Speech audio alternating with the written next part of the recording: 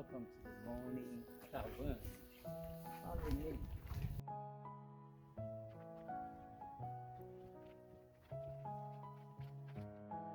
Pro in the world. Ow! Ang init. So, kumusta kayo lahat dyan? I-explore natin. Magandang mundo na. Moaning Caverns. Ewan ko bakit nag-moan. Mag-moan ka nga. Sarap! Yan, ito yung tapos meron tayo dito. Nandun yung entrance. Mamaya dyan sila magsasalita.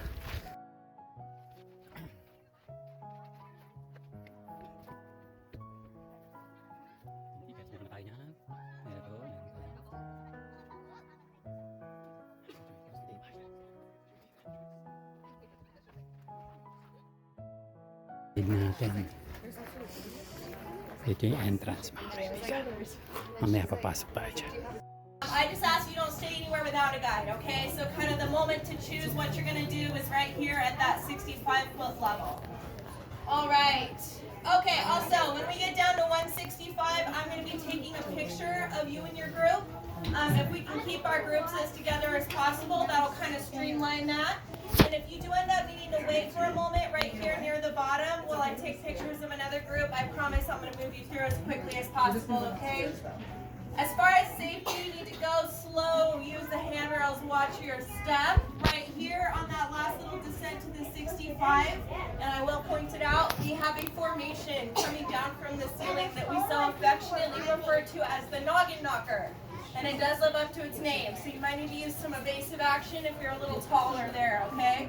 Also right here, we're going to find what we call the touching wall. That will be your opportunity to touch a formation, if that is something you wish to do. I just ask after that point, we don't touch any others, because the oils on our hands stop their growth. And then, yeah, one last thing. When leaning out over something to take a picture, hold on tight to that phone or camera. Because if it falls anywhere down here, it's pretty much another feature of the cavern at that point. I'm not going to be able to get it back, okay? All right, it is way too hot up here. It's 61 down there. How about we get started? Yeah. Let's get down.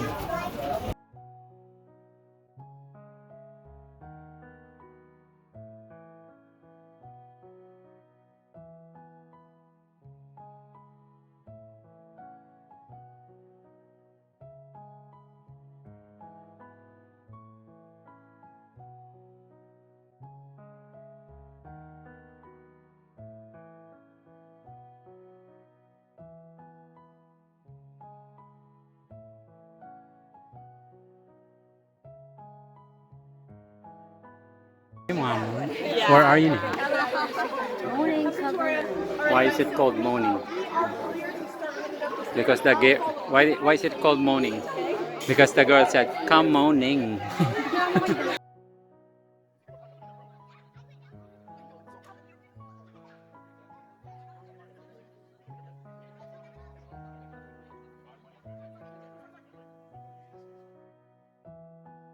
And then in 1922, they built our beautiful spiral stair.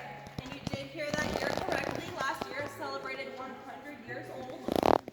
This stair here is completely arc welded. It means there are no nuts, bolts, or screws. It was totally welded together here inside our cavern.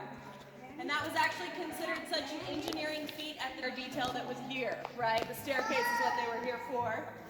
And the material for that staircase was actually taken from a World War I battleship called the USS Maryland. Wow. We have a photograph up in our gift shop of the USS Maryland when it was still on the water. And if you look close, you can spot some of yours truly on that ship there. All right, now we are 165 feet underground. However, we are only about a third of the way into what has been mapped of our cavern. It's been mapped down to 410. It does continue after that. However, it was no longer feasible to continue mapping. I'm sure you guys noticed, or maybe not, there were some people sliding down the hill back here when we were first coming down the stairs in their helmets and their headlamps. So that's another tour we offer. That's called the Expedition Tour. And that tour goes further than we are right now. They would have come down here, back down this rope into that hole down there called the Black Pit. And then they would have been split spelunking, crawling around underground through small tunnels for approximately 3 hours. What? And then they're going to pop up right here. This is called Godzilla's nostril. And it kind of gives you an idea of what you're working through down there. Oh my god. Or, as it looked like the majority of them did, if you're still feeling confident, you got gas in the tank, you want to keep going, there is a 40-foot vertical chimney called Santa's Worst Nightmare that'll bring you out right here. Wow.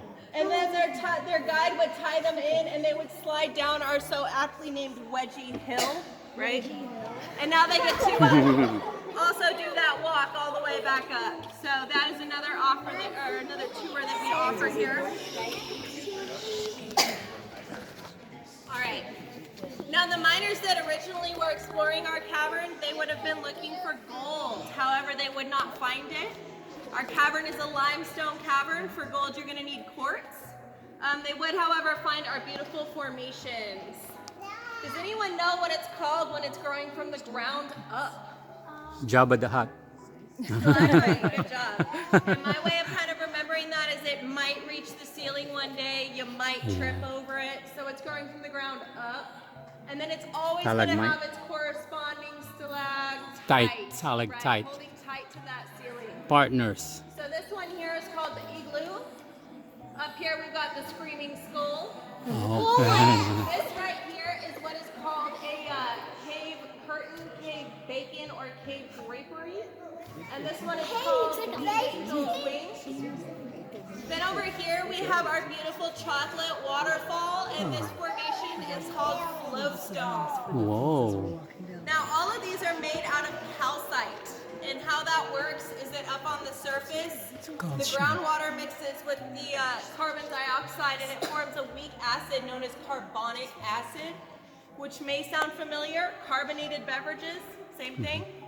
And it very, very slowly works its way down through our limestone ceiling, and as it does, it actually dissolves and picks up little trace amounts of minerals, mainly calcium.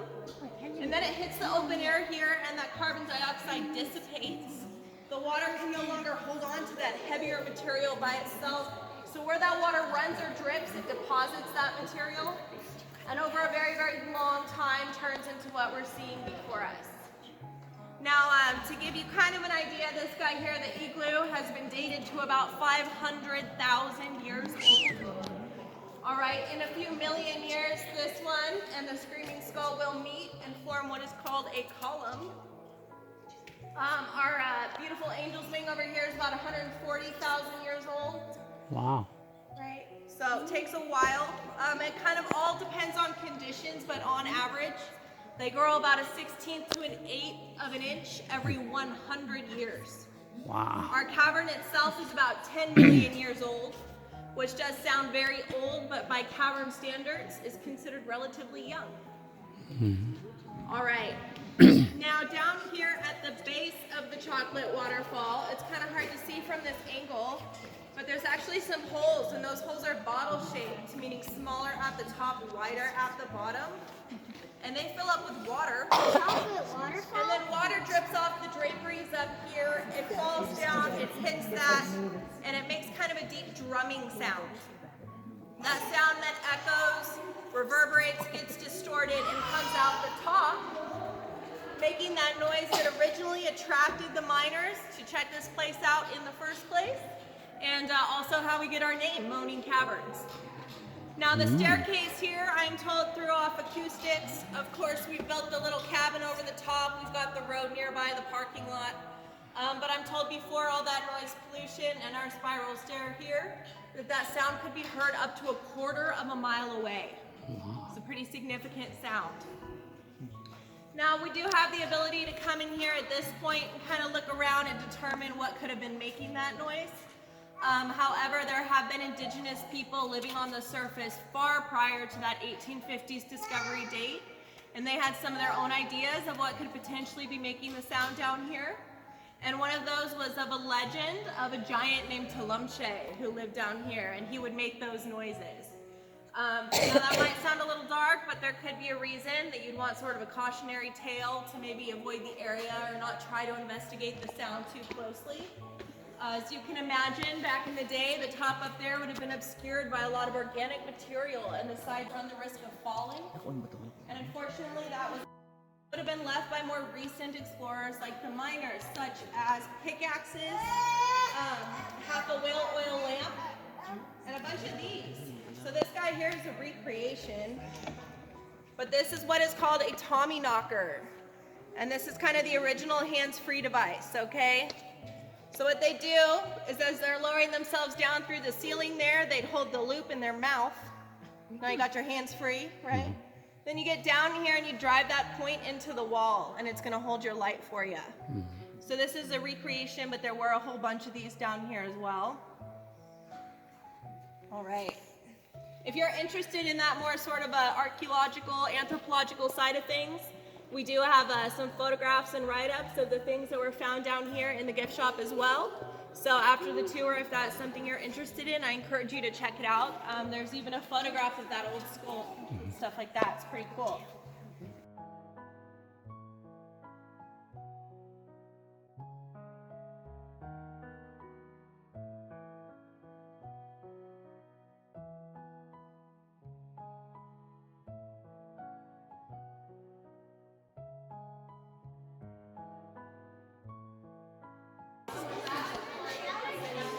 Saan kami bumaba? Just the stairs. And then I wish. You know what? Yeah, if I can get my Something built over the whole thing. I'm so scared. Everything. The cage all around. Oh, sorry. The cage around the That's the elephant.